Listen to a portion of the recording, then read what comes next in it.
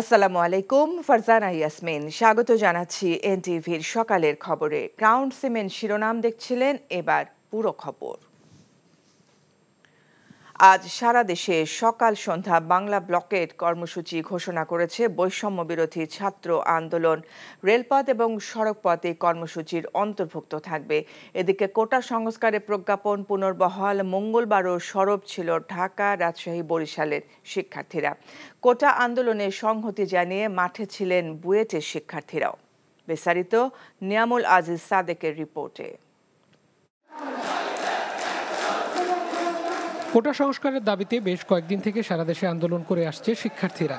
দাবি মানতে সোমবার সরকারকে 3 দিনের সময় বেঁধে দেয় আন্দোলনকারীরা। কিন্তু একদিন না যেতে মঙ্গলবার সন্ধ্যায় সংবাদ সম্মেলনের মাধ্যমে তারা জানায় তাদের সংস্কার প্রস্তাব যেন মেনে নেয় সরকার। সে দাবিতে বুধবার সকাল সন্ধ্যা আবারও বাংলা ব্লকেট ঘোষণা করে আন্দোলনকারীরা।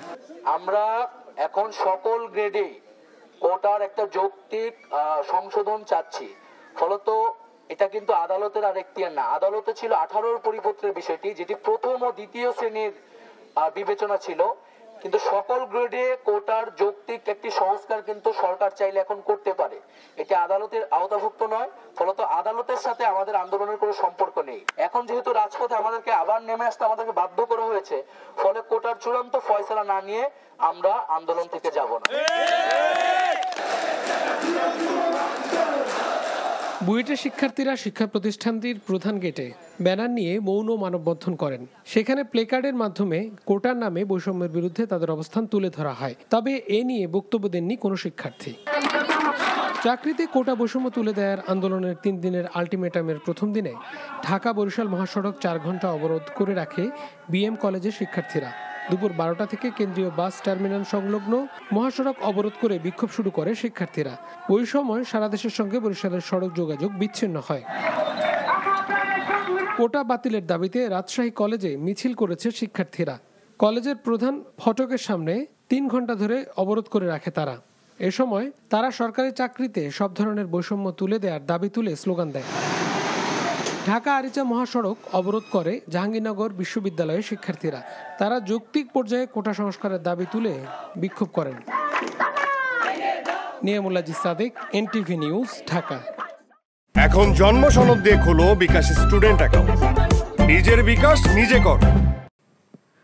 সরকারি চাকুরিতে কোটা বাতিলের সিদ্ধান্ত অবৈধ ঘোষণা করে হাইকোর্টের দেয়া রায়ের বিরুদ্ধে আপিলের শুনানি হবে আজ। মঙ্গলবার 2 জন সাধারণ শিক্ষার্থী মামলায় পক্ষভুক্ত হয়ে আবেদন করলে চেম্বার বিচারপতি মোহাম্মদ আশফাকুল ইসলাম শুনানির জন্য দিন ধার্য করেন। এদিকে আদালতের রায়কে সম্মান জানাতে কোটা বিরোধী আন্দোলনকারীদের প্রতি আহ্বান জানিয়েছেন আইনমন্ত্রী ও শিক্ষামন্ত্রী। হাসান জাবেদের রিপোর্ট।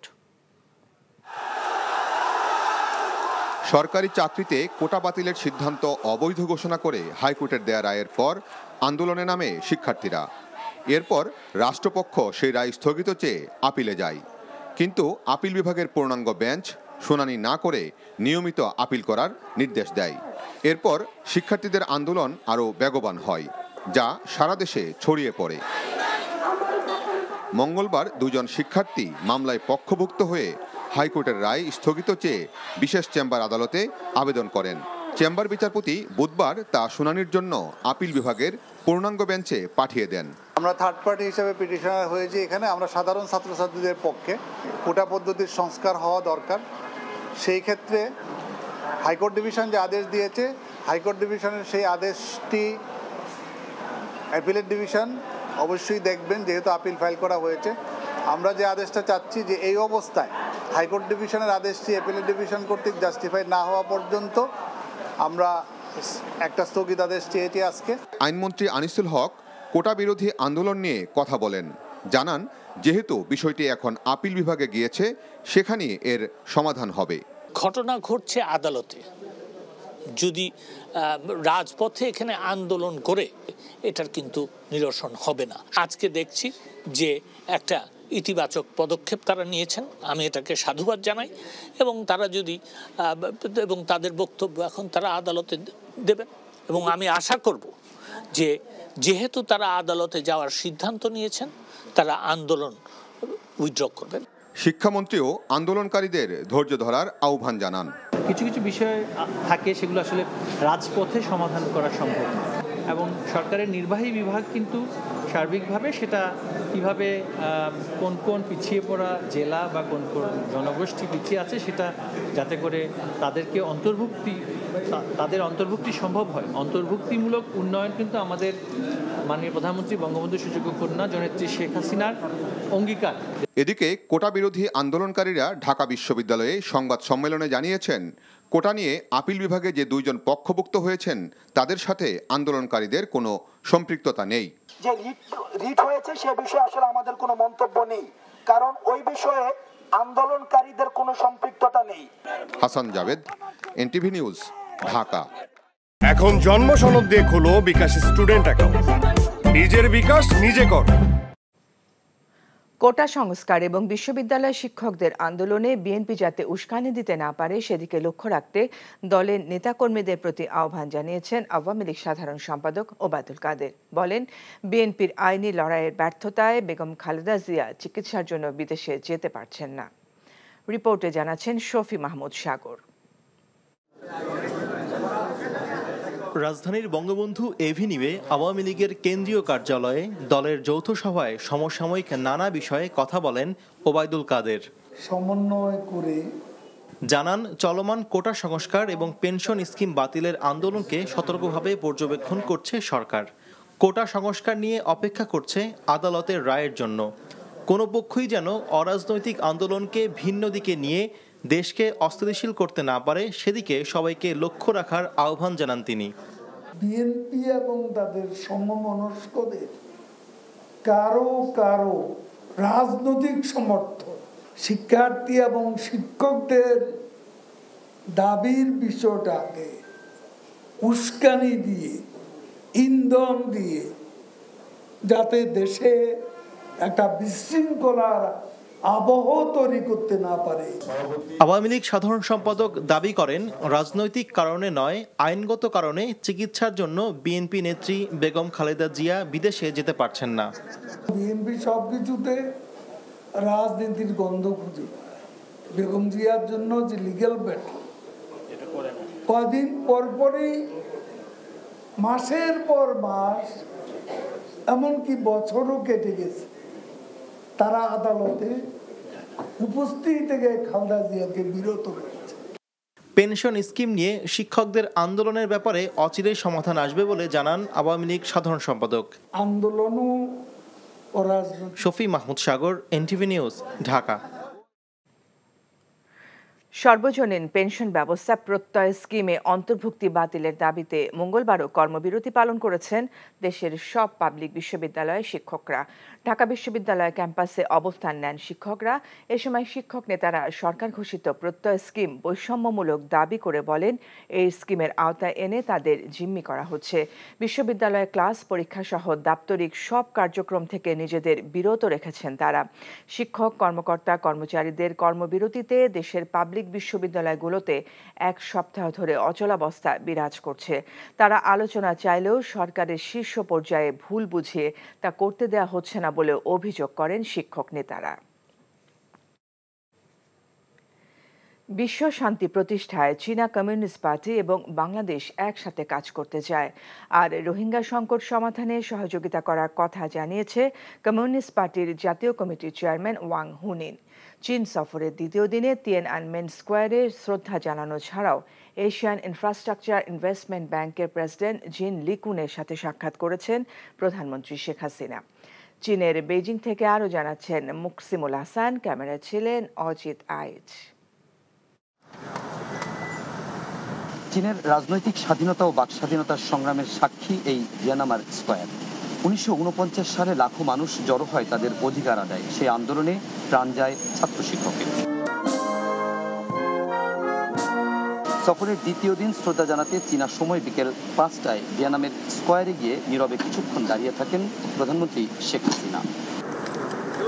এর আগে বিকেলে প্রধানমন্ত্রী বেইজিং এর গ্রেট হলে চাইনিজ পিপলস পলিটিক্যাল কনসালটেটিভ কনফারেন্সের জাতীয় কমিটির চেয়ারম্যান ওয়াং উইং এর সঙ্গে দ্বিপাক্ষিক বৈঠক করেন। সেখানে রোহিঙ্গা ইস্যু নিয়ে চীনের পক্ষ থেকে সহযোগিতা করার কথা জানান উইং। মায়ানমার যাতে রোহিঙ্গাদের ফেরত নিয়ে যায় সেজন্য চায়নার সহযোগিতা কামনা করেন এবং প্রত্যুত্তরে সিপিপি-সিসির প্রেসিডেন্ট তিনি বলেছেন যে এই ক্ষেত্রে মায়ানমার এবং বাংলাদেশের ক্ষেত্রে আলোচনার ক্ষেত্রে চায়না ফ্যাসিলিটেটরের কাজ করবে এবং তাদের পক্ষে যতটুকু সম্ভব সেই সহায়তা তারা করবেন বলে জানিয়েছেন। ব্রিফিং এ পররাষ্ট্রমন্ত্রী জানান বিশ্ব শান্তি প্রতিষ্ঠায় চীনা কমিউনিস্ট পার্টি এবং বাংলাদেশ একসাথে কাজ করার আগ্রহের কথা উঠে আসে আলোচনায়। চাইনিজ কমিউনিস্ট পার্টির সাথে আলোচনায় ইন্টারন্যাশনাল ফোরামে যে আমাদের অনেক ক্ষেত্রে আইডেন্টিক্যাল পজিশন সেটি নিয়ে আলোচনা হয়েছে, বিশেষ করে বিশ্ব শান্তি প্রতিষ্ঠায় আমরা একযোগে কাজ করতে হবে সেটিও সেখানে গুরুত্ব সহকারে আলোচনা হয়েছে।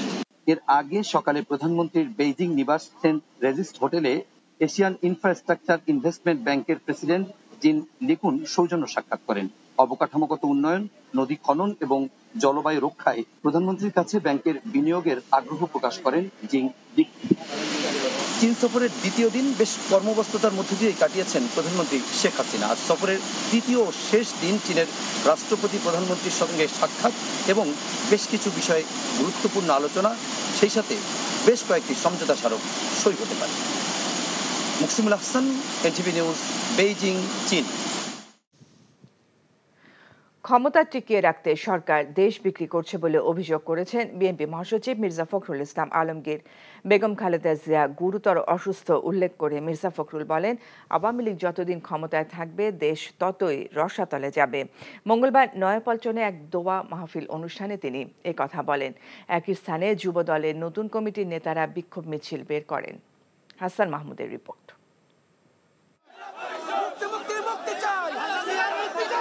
বিএনপি চেয়ারপারসন বেগম খালেদা জিয়ার মুক্তির দাবি তুলে রাজধানীর নয়াপল্টনে যুবদলের নবগঠিত কমিটির নেতারা বিক্ষোভ মিছিল বের করে। মিছিলটি ফকিরাপুল থেকে নাইটিঙ্গেল মোড় প্রদক্ষিণ শেষে নয়াপল্টনে শেষ হয়। নতুন কমিটির নেতারা সরকার পতনের আন্দোলন বেগবান করার প্রত্যয় ব্যক্ত করেন। বাংলাদেশ একটি চরম ক্রান্তিকাল অতিক্রম করছে। দেশনেত্রী বেগম খালেদা জিয়া আজকে মৃত্যুর সঙ্গে লড়ছেন। উনি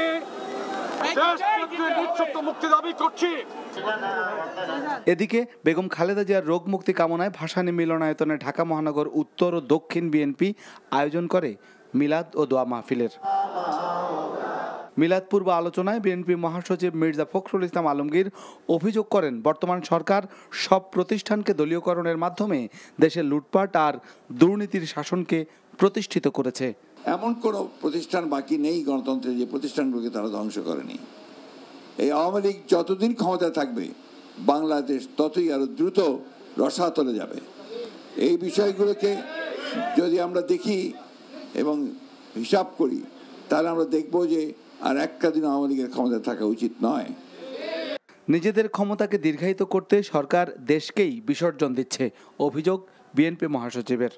আজকে এই সরকার ক্ষমতায় যতদিন থাকবে আমাদের স্বাধীনতা থাকবে না, আমাদের সার্বভৌমত্ব থাকবে না। বিভিন্ন জায়গায় যাচ্ছে গিয়ে আপনার ভালো সম্পর্কের নাম করে তাকে ক্ষমতায় টিকিয়ে রাখবে এই কথা বলে সে বিভিন্ন আমাদের দেশকে বিক্রি করে দিচ্ছে। তিস্তা নদীর পানি আমরা পাই না, ফারাক্কার পানি আমরা পাই না। জনগণের ভাষা তারা বোঝে না, আমরা তাদের ভাষা বুঝতে পারি না। সুতরাং আমরা বাংলায় কথা বলি, বাংলা মানুষ সকল সময় প্রতিবাদে বিশ্বাসী, পরাধীনতায় বিশ্বাসী নয়। সবাইকে ঐক্যবদ্ধ হয়ে ফ্যাসিবাদ বিরোধী আন্দোলন গড়ে তোলার আহ্বান বক্তাদের। Hasan Mahmud, NTV news, Dhaka. প্রশ্ন ফাঁসের ঘটনায় পাবলিক সার্ভিস কমিশন পিএসসির 5 কর্মকর্তা কর্মচারীকে সাময়িক বরখাস্ত করেছে সংস্থাটি। এদিকে আদালতে স্বীকারোক্তিমূলক জবানবন্দি দিয়েছেন গাড়ি চালক আবেদ আলী ও তার ছেলে সিয়াম সহ 6 জন। এ ঘটনায় গ্রেফতার 17 জনকে কারাগারে পাঠিয়েছে আদালত। ঘটনা তদন্তে 3 সদস্যের কমিটি করেছে পিএসসি। এদিকে রেলওয়ের পরীক্ষা বাতিল চেয়ে মানববন্ধন করেছেন চাকরি প্রার্থীরা। কমিটির সুপারিশ পেলে পরীক্ষা বাতিল করা হতে পারে বলে জানান পিএসসি চেয়ারম্যান। আবির আহমেদের রিপোর্ট। পাবলিক সার্ভিস কমিশন পরিচালিত সহকারী নিয়োগ পরীক্ষার প্রশ্ন ফাঁসের সাথে জড়িত সন্দেহে গ্রেফতার প্রতিষ্ঠানটির 2 উপপরিচালক, সাবেক চেয়ারম্যানের গাড়ি চালক সৈয়দ আবেদ আলী সহ 17 জনকে আদালতে নেওয়া হয়। এদেরকে যদি স্বীকারোক্তিমূলক জবানবন্দি নেওয়ার প্রেক্ষিতে আরও যারা জড়িত আছে তাদেরকে গ্রেপ্তার করা হয়, তাহলে এই প্রতিষ্ঠানটি তার সুনাম অক্ষুণ্ণ রাখতে পারবে এবং বাংলাদেশের মানুষ সন্তুষ্ট হবে যে এ ধরনের একটি হিনাস অফেন্সের মামলা আসামিরা গ্রেপ্তার হয় এবং বিচার হয়। 5 জুলাই রেলওয়ের উপসরকারি প্রকৌশলী পদে নিয়োগ পরীক্ষার প্রশ্ন ফাঁসের অভিযোগ ওঠে। এ পরীক্ষায় অংশ নেওয়া চাকরি প্রার্থীরা জড়ো হন আগারগাঁও পিএসসি কার্যালয়ের সামনে। পুনরায় পরীক্ষা নেয়ার দাবি জানিয়ে বিক্ষোভ করেন তারা। প্রশ্ন ফাঁসের ঘটনায় সাংবাদিকদের সঙ্গে কথা বলেন পিএসসি চেয়ারম্যান। তিনি বলেন, প্রশ্ন ফাঁসের ঘটনায় 3 সদস্যের তদন্ত কমিটি গঠন করা হয়েছে। কমিটিকে 15 দিনের মধ্যে প্রতিবেদন জমা দেওয়ার নির্দেশ দেওয়া হয়েছে। কোনো অপরাধ যদি প্রমাণ হয় এবং সেটি যদি পিএসসির এখতিয়ারভুক্ত হয়, তাহলে আইনে যা ব্যবস্থা নেওয়ার বিধান রয়েছে তার সর্বোচ্চ ব্যবস্থা পিএসসি নিতে বাধ্য।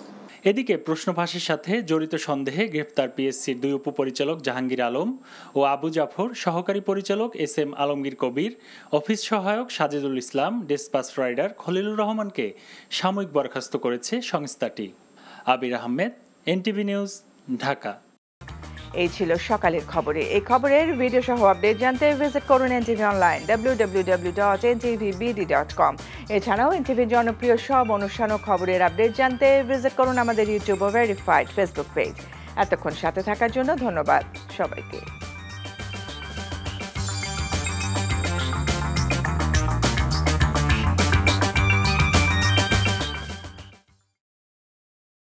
ভালোবাসাটা কি জানো? 1 মণ দুধের মধ্যে 1 ফোঁটা গরুর চোনা। এই 1 ফোঁটা গরুর চোনা যেমন 1 মণ দুধকে নষ্ট করে দেয়, ঠিক সেরকম ভাবে প্রেম ভালোবাসাটা তোমার ক্যারিয়ারটাকে একদম নষ্ট করে দেয়। তোর জন্য কেন আমার এত টান, তুই ছাড়া কাঁদে আমার অবুঝ পরাণ। দূরে গেলে বুকে ভালোবাসা জাগে, তোর জন্য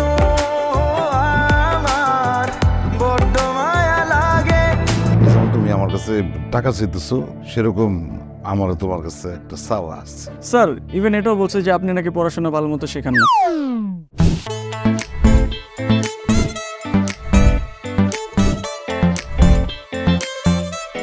অল্প বয়সে জীবনের সরোবরে ভালোবাসা নামক একটি চোনা ঢুকিয়েছে, তারপর থেকে আমার জীবনটা নষ্ট। মানুষের জীবনের তাগিদে মাঝে মধ্যে দূরে সরে যেতে হয়, আবার জীবনের প্রয়োজনে ফিরে আসে। আমিও ফিরবো।